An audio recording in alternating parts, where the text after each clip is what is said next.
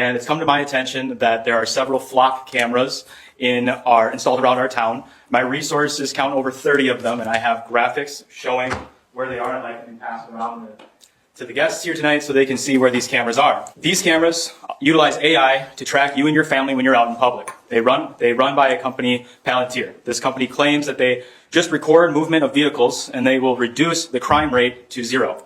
However, people much more educated than I on these cameras have proven this to be false when speaking to their city councils. They do not monitor where you drive, but they also monitor where you walk, what you do, what you say, what's on your phone when you walk by, and they spy on you all the time. Today I walked around and I noticed the one down by the bridge was pointed towards the courtyard and the field, not towards any roads. So why would it be pointed towards the river, not towards the streets, if it's just to monitor vehicles? Also, in order to bring the crime rate down to zero, they would need to be able to predict crime before it happens, and I think that that is a slippery slope. Some cities are discussing adding this AI to police body cameras, which would be constantly monitored by an AI, which would make a judgment call about releasing drones, also controlled by this AI. Again, I see as a very slippery slope, along with the military drones that we've seen used over in Iran and in Ukraine. That is not my biggest problem with these, though.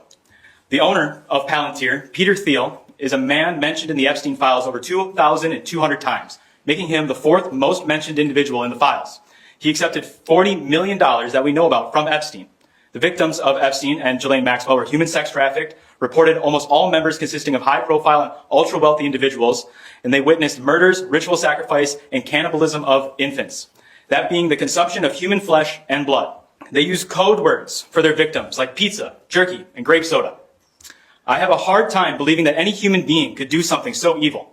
This is something that I would be told in a story about vampires.